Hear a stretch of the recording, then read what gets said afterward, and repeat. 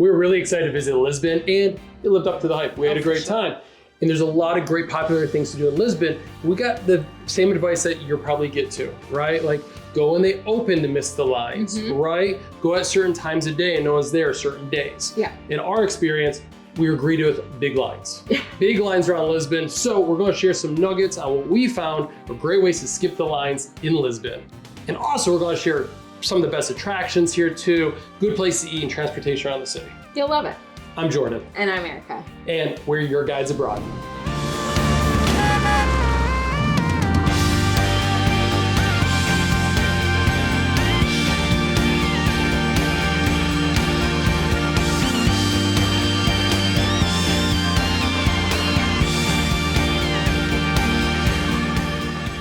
Number one is one of the most popular attractions in all of Lisbon. Yes. And it's interesting because actually it was originally built as a mode of public transportation, right? We're talking about the St. Justa Lift or the Carmel Lift. It's an elevator.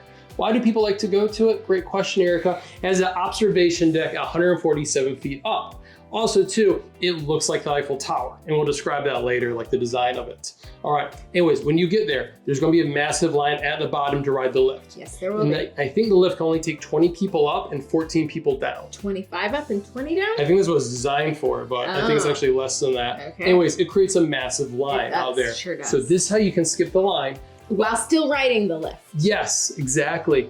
It does require you to work a little bit. Sorry to break you. So you essentially skip the elevator and you walk around the lift. Yes. You walk up the hill, because that's why they built the lift in 1902 as a mode of public transportation. Take you from the Baixa neighborhood up to Bairro Alto. Exactly, so you skip it. So instead of taking the lift, you walk up. And it's a really pretty walk. You kind of wander up there. It didn't feel so bad. And you look for this dilapidated monastery. Yeah. It's a really cool monastery. There'll be a lot of people around there. It's kind of like a back door into the lift. You just walk right onto the observation deck. Yeah. It's wonderful. It's free. You're on the observation deck. You take your pictures and then you use your navigante card, which we'll talk about later, to then just go right down. And there's no line to go down. There was no line. And then you pass all the people waiting in line at the bottom. Yeah. So it's a nice way to do it. Sure, you have to walk up to the top, but I found this well worth it. I would much rather walk up to the top and take a ride down than start at the bottom, wait in line forever, take the ride up, and then walk down, which a lot of people did. Oh, there you go. Yeah, just do it backwards.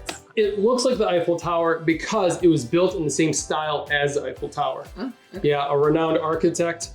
Love that style, and that's how he built the lift. So that's why it looks so good. Well, that was a lot easier. Okay, so it is almost 5. I think the last entry is 5:30, but guess what?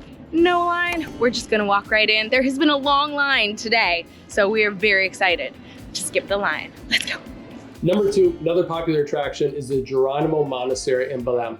So this thing's really cool. It has a massive line out front for it. Sure does. But when we went at 4:30, and that was well before closing, there was nobody there. Yeah. A lot of people like to show up when it opens, which I guess is a nice way to start your day in Belem. Yep. All right, so there's 2 major things to see in here. The first one is the church. It has these columns and it's really cool design. It looks like it kind of goes on forever, but you actually have to pay. The church is free. You have to pay to get into the cloister.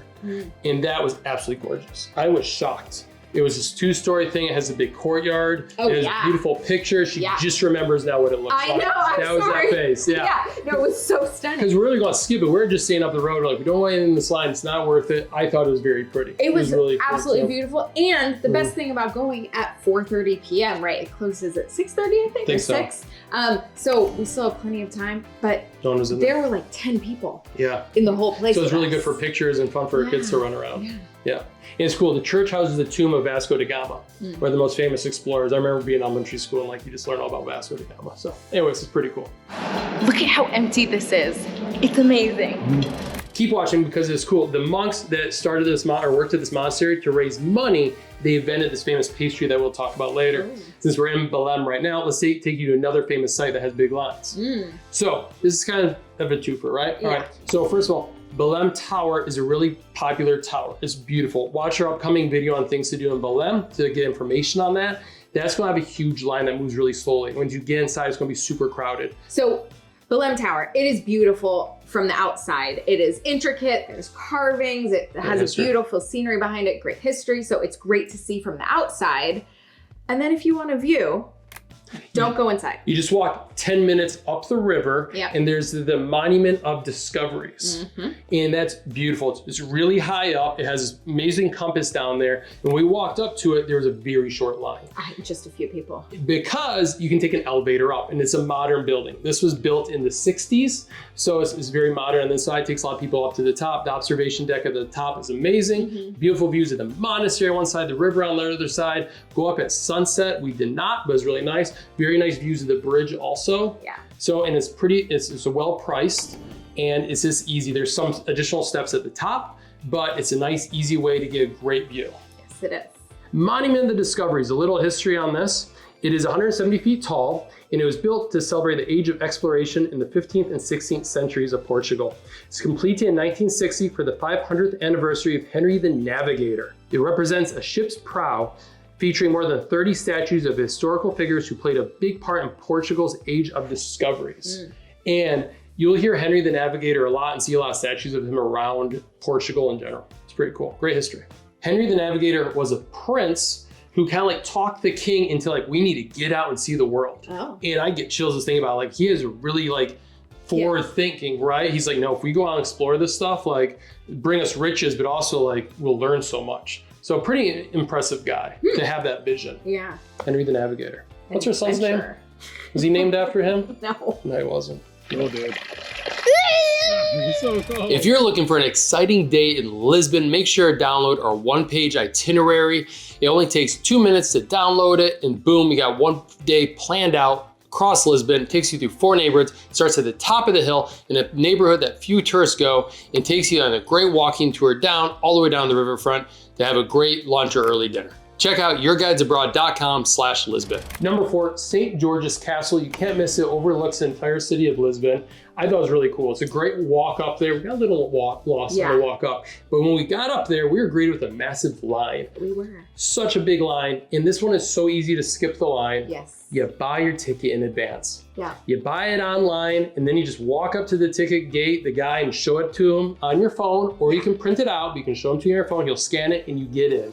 And you miss everybody. Isn't that what we did? We bought it while we were standing in line. I think we did, yeah. And then we just finally got out of the line. Yeah. And the nice thing when you buy them online, it's not a time slot or a date. Yeah. It's just a ticket to get you in the door. Super simple, you gotta do it. So when you get in there, it's fun to just explore by yourself. They do some guided tours, you can buy that online. We have the official link down below to get tickets. You can only buy them at one place. Oh. So it's the official link down below. Cool. So that's it for you. Another tip when you get in there, don't feed the peacocks. No feeding peacocks. Big rule. Number 5, we're talking food now, which I love. Lisbon has some amazing food. And this place makes 20,000 nadas a day. So thousands of tourists come here. So you'll find a big line, but Erica knows how to skip it. All right, so you have probably heard all about the Pasteis de Nata if you have done any researching of Lisbon. This is a custard tart that is famous to the area, but if you're in Belem, make sure you go to Pasteis de Belem. They have a secret recipe that came from the monks of Jeronimo Monastery. There we go. So the monastery was going out of business, and the monks needed a way to make money. So they started selling these on the street, and it didn't work. They went bankrupt. The monastery had to close down. But they sold their secret recipe to the guy who started this cafe. And it's right next door to the monastery too. So that's why people like to do this together. Anyway, when you get there, it's so popular with locals, with tourists, with everyone. When you get there, you will see probably a lot of people outside, and you'll think, oh no, I can't get in. There's a long line. There's no way for me to get in. There is a way. Maybe might not be clear at first glance is there's actually 3 lines. So there is one line for takeout, and so that's if you want to go in, order, have them put in a box, and take away. They actually already have them in a box. They'll hand you the box. It's super fast. Yeah. The next place is if you want to eat at the counter. So from our experience, this was what took the longest, is if you want to eat at the counter because it's a small counter. And then you can also wait in line to go in and eat in the dining room. And this moves fast because the dining room is large. There's a bunch of like rooms inside here. So a lot of places, and it's pretty on the inside too. Yeah. It's a nice interior. It's a very relaxing thing to do. Yeah. So if you show up there and there's a lot of people outside, just figure out like what one's moving fastest. Yeah. What did you find when you went? Okay, every time we went, and we went 3 times, it was fastest to get into the dining room. So that's that's what I enjoyed. That was really nice. And we're all about like sitting and savoring and enjoying it. So it's kind of nice to go in there and, you know, and they serve other things too. You can go there for lunch. They serve sandwiches and drinks and even alcohol too. I didn't get that. So it's a nice lunch. Just focused on the Pasteis de Good Belem. for you. Stay focused And on coffee. the, yeah, there you go. Super quiet on a Monday. Pretty nice. Number 6, still talking about food. We got 2 food halls. The first one is very popular. It's Time Out Market. So popular because it's got 25 restaurants, 8 bars, 25 plus shops inside of it, and it's communal. So you grab your food and then you just find a table wherever you can go. If you go out lunch, it's going to be hard to find a table. It's very central. busy. The best time to go is kind of like an early dinner. So it's good for us Americans, like 5, 6 o'clock. You can go, and that's a nice way to skip the line on Time Out Market. But Erica found, it's no secret, but it's called LX Factory. And it's another place of food. Yeah. Food in local shops. I liked LX Factory a little bit more because it's more like artisanal and for a little more local. Yeah. It's located underneath the 25th of April Bridge. So it's not as central as Time Out Market, but it's just a few minute like drive away or tram ride away. And it's very eclectic and you're out walking around. And we sat down for a nice dinner or lunch. Very relaxed. It was very cool. So we like LX Market a lot. Yeah. And it's not as busy as the other one as Time Out Market. So you can kind of go any time of day you like. It's popular at lunch and at dinner time. It has like a nice bar scene there too. So LX Factory, check it out. We are now onto the transportation section. Number 7 is purchase a Navigante card when you arrive. And this card is an electronic smart card. You don't need an app or anything like that. You can buy it at a kiosk at any of the train stations or anything like that. And you just preload it. You can either do like a daily amount on there or you can like do per ride. But this Navigante card is excellent. You can use it on the trams and buses and funiculars, like all like the touristy fun stuff to go on. You can even use it like on a train if you want to go to Cascais for the day. Yes. So it's a wonderful card to have, and it saves you time and money. 2 important things. First of all, it saves you money because it'll be cheaper to buy a card there to buying one from the driver or a ticket from the driver. So it's a better price. And also too, you don't have to wait in long lines because you already have your card. So boom, you can just go right in. Like we were saying, if you're at top of the St. Justa Lift, you can just boom, hit your card and get down on the lift. And also for all these famous trams that you can ride into, it just saves you time getting on them. Yep. Let's talk some trams. Let's talk trams because those were great. Those were fun. Those were so fun. All right. And when you are in Lisbon, you will probably want to take the trams because they are cool, they're historic, they're so unique. And everyone will tell you to take Tram 28. That's awesome. Because Tram 28 goes through the very scenic and hilly Alfama district. And yes, that is great, but oh God, during the summer, wait times can be 1 to 2 hours just to get on this tram. We weren't even there during the busy summer season, but super busy, and the lines were absurd. So don't spend all of your time waiting in line. There are other trams that you can take. The other trams that you might want to look into are Tram 24 and Tram 18. Tram 24 goes through the nightlife area of Bairro Alto and the shopping district. Steep cobblestone streets with century-old houses and vivid street art are what you will see. Tram 18 runs through the western part of the city, runs between Caes do Sodré and Ajuda. And if you do want to see the Alfama district because it is beautiful, you can walk the Tram 28 route. Bring sneakers, be prepared for a hike, lots of water. It's a good way to do it. It's scenic, on the tram. We walked it. Did we? Yeah, we walked up Alfama. Yeah, can't wait. Number 9, when I see one of these, I ride it no matter what. It's a funicular. I love funiculars. They're just great, right? So this one is similar to the elevator. Everyone waits at the bottom to ride up because, you know, you want to ride up the hill. It's easier. But a lot of times you can't end up at the top of the hill anyway, especially if you take the tram. There's no wait for the funiculars at the top in our experience. Yes. You use your Navigante card, click it, pay the driver, you hop on, you go right down again. You can always just ride it up again too if you want to. It's only like, some of these are only just like a 2-minute ride. Yeah. So why wait in line for like 30 minutes at the bottom? Just an idea. Number 10, this one's outside of Lisbon in Sintra, which you will visit when you go there. I know it. It's Pena Palace.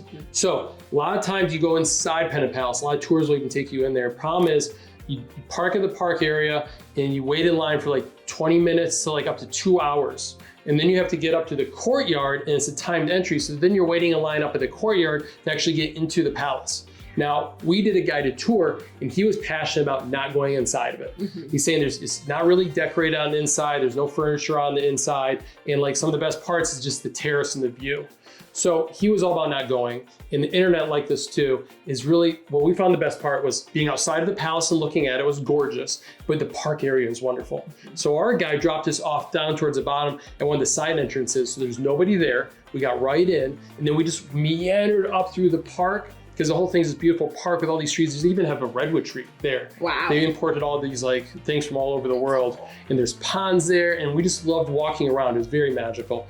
And then we ended up at the palace, took our pictures, enjoyed it. We saw the massive line, and then we went back to go to see other things in Sintra. If you made it this far in the video, then you gotta download our one-page itinerary for Lisbon. It is, I think, the perfect first day. You hit the ground running with this itinerary.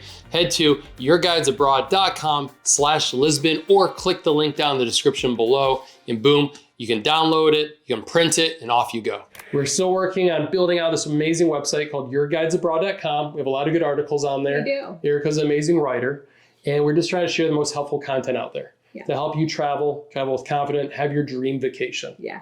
to Europe. Thanks so much for watching. Thank you.